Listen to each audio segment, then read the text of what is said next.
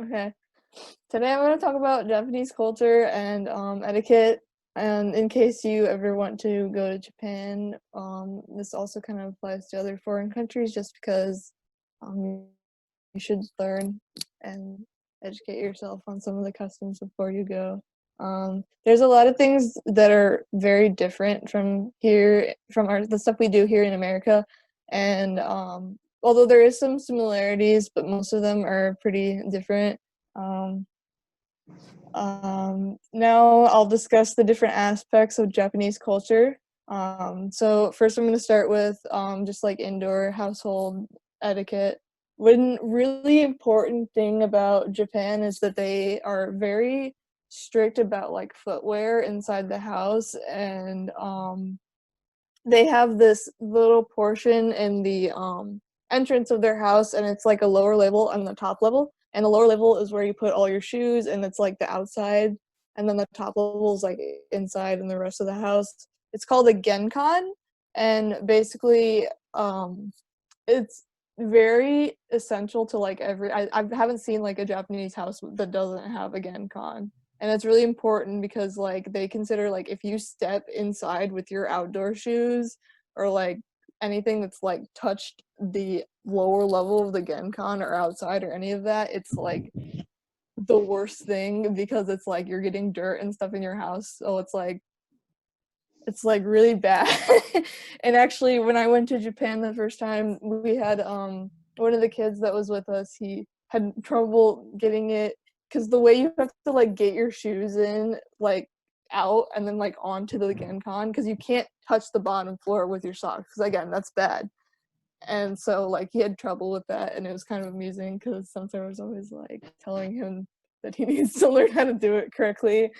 um Once again, indoor versus outdoor shoes. Some places actually, like in Japanese schools, they have like lockers, and it's kind of like a genkan, but it's like bigger because obviously there's more people.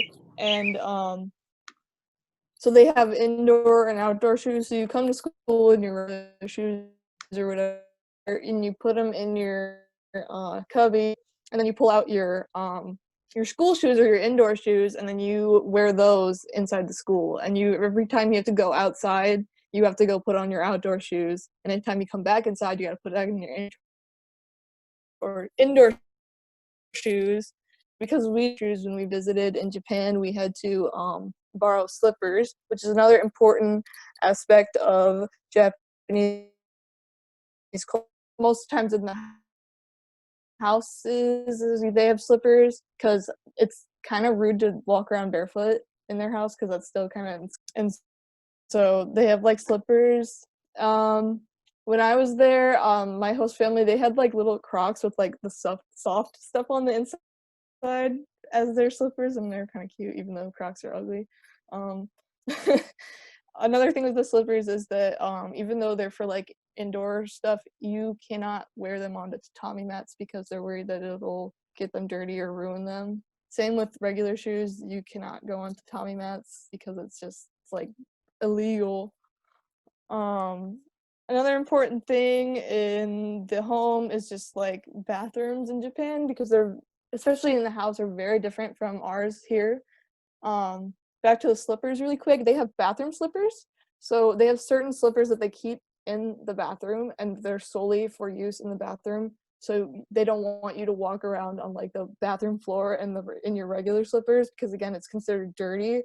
And so they have separate slippers for the bathroom, and if you forget to take them off when you are coming out of the bathroom, then that's a no-no as well. Um, Bathing as a whole is also very different from here in the US.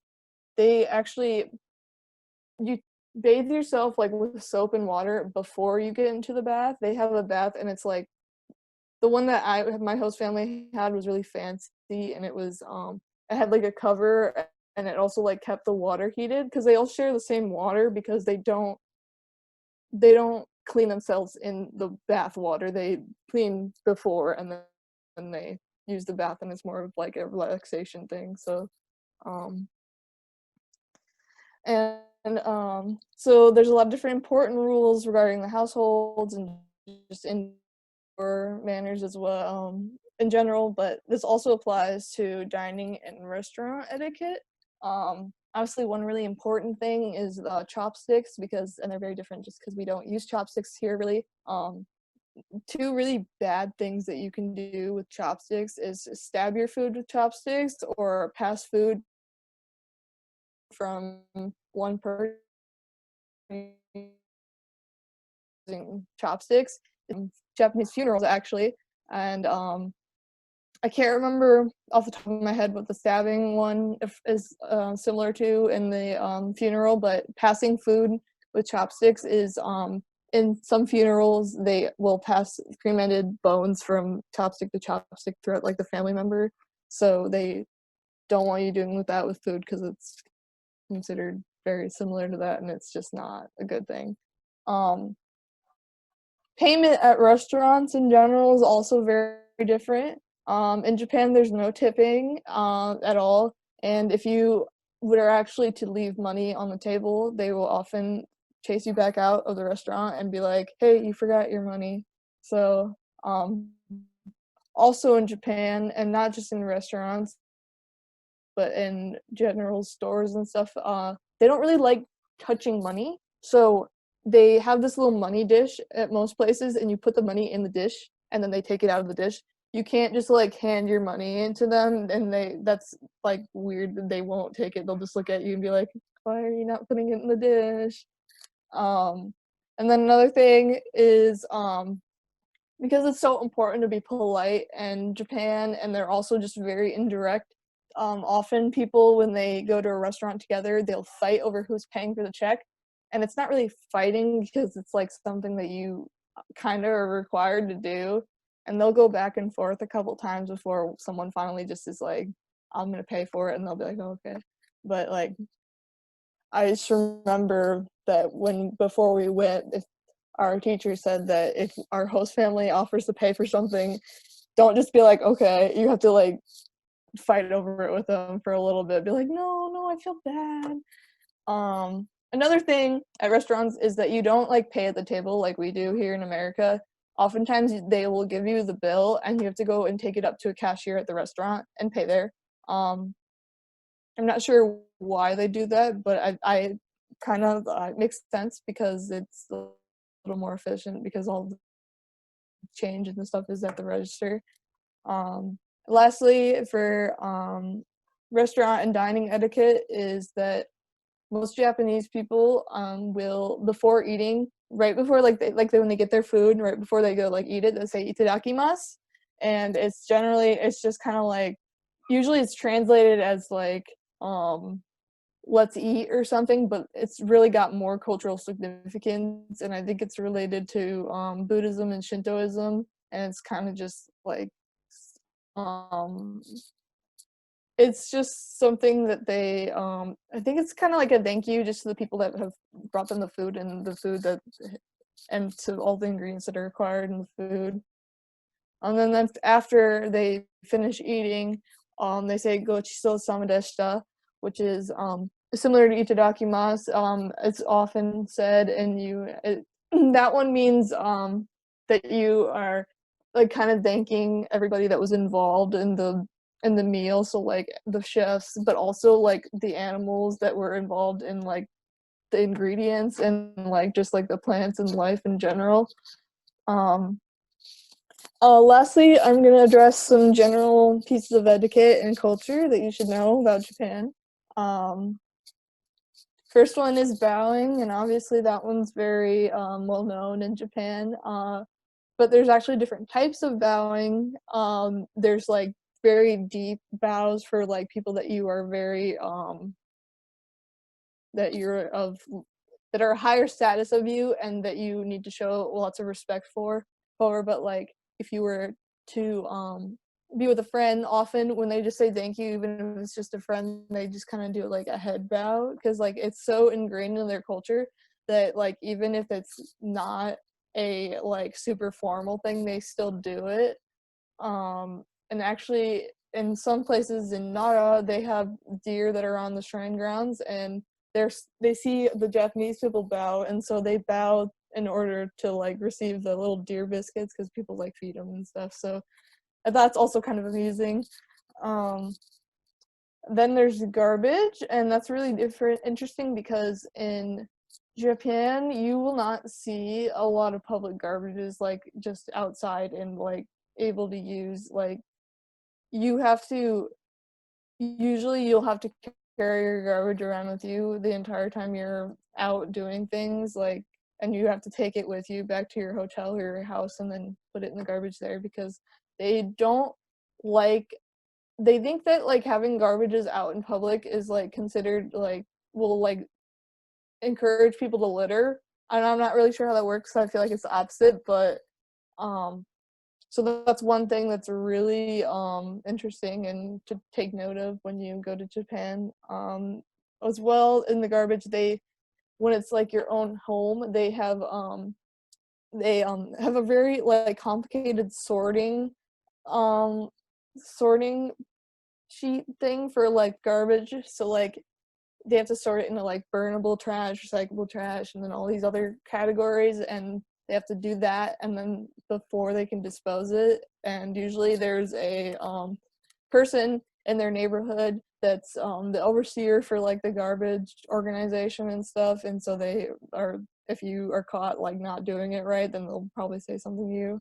Um, Lastly, in the general etiquette is temples and shrines are just very prevalent in Japan, and so there's some basic etiquette for those as well.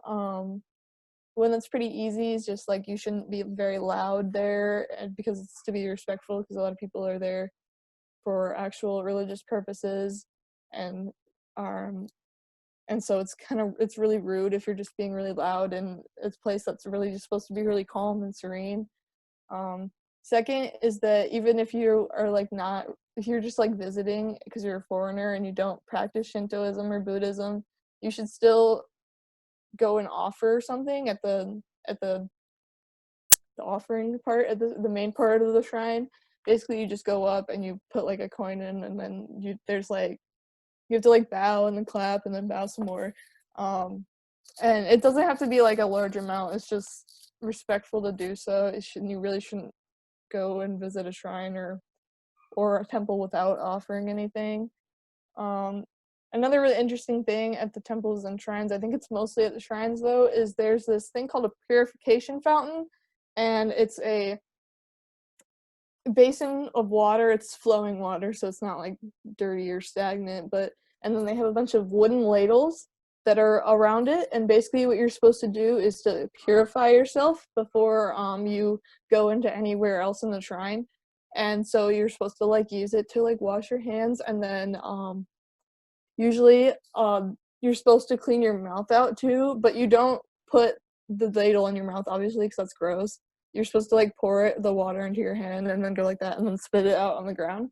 And then lastly, you have whatever water you have left in the little ladle, you're supposed to like pour down the handle so that it cleans the handle.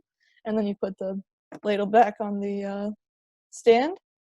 And then lastly, photography at temples and shrines is usually permitted, but if you're not supposed to take pictures of anywhere like inside the shrine. Like even if you're like at the offering part where you can kind of see inside the shrine, you shouldn't take pictures there either because it's considered very rude. Um, Although Japan has very many complex customs that are very different from our own here in America, many Japanese people are accommodating visiting foreigners, so similarly with bowing, they don't expect you to know the ins and outs of bowing and how it's like done. But they don't really expect you to like know how to sort the garbage or anything. So like when you're at a hotel, you just put the garbage in the garbage. They don't expect you to know that you have to sort this one and this one. Um, and Basically, it's just important to know the different kinds of etiquette, like the indoor and then restaurant and then general etiquette, because just so that you don't offend anybody or in the country. And so you should really just like remember the basics when you visit, and just make sure that you're being kind to everybody that's in the country because that's their home. Um, and lastly, it's just kind of important to like make sure you know about these kinds of things before you go to the country, because personally, the second time I went to Japan, I went with my dad, and he did not make any effort to learn any Japanese the entire time we were there. So he didn't even know how to say thank you, and when he did, he said it like really stupid because he thought it was funny, and it was just like really offensive, and I didn't want to be around him. But yeah, so I think it's just important to make sure that you know these kinds of things so that you don't um, make those kinds of mistakes and offend anybody.